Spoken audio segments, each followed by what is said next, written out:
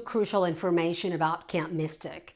As you know, the death of 27 girls and counselors at Camp Mystic has left the nation in absolute shock, and everyone asking why.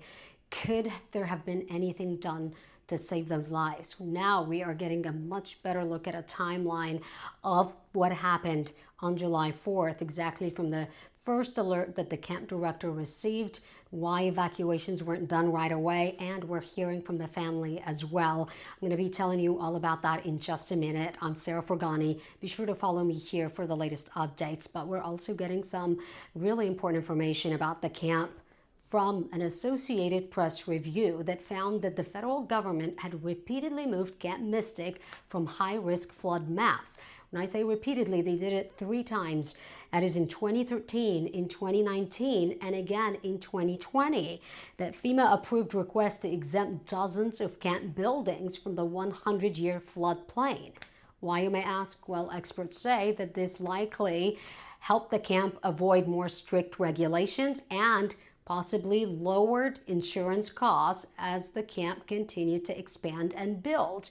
As you know, Camp Mystic is 100 years old, and it's well known across Texas and across the United States. The Associated Press said that they did reach out to Camp Mystic for comment, but have not heard back yet. So we're waiting to hear what the camp has to say.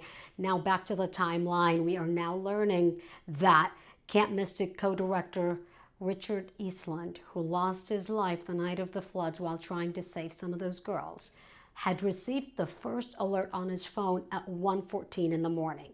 So what happened right after that? Ivan Rodriguez picks it up from here.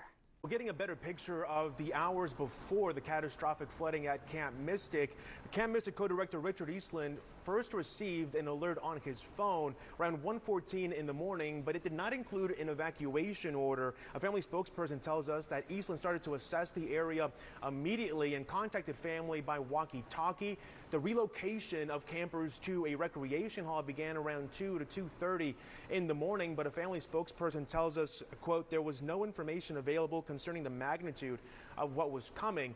It wasn't until 4:30 in the morning that the National Weather Service issued a more dire warning asking people to seek higher ground. Eastland died while trying to save those young girls who were staying at a cabin a little closer to the Guadalupe River. That cabin housed some of the camp's youngest girls. Now, when it comes to the search and recovery efforts, the Kirk County Sheriff says that he believes it'll keep going strong for the next month to 2 months, possibly even 6 months, and their crews are still facing a very challenging terrain, a lot of debris and gravel still at the base of the Guadalupe River. The United Cajun Navy even sharing a picture of what appeared to be a vehicle buried underground at the base of the river, giving us an idea of some of the challenges they're facing. In Kerrville, Texas, I'm Ivan Rodriguez.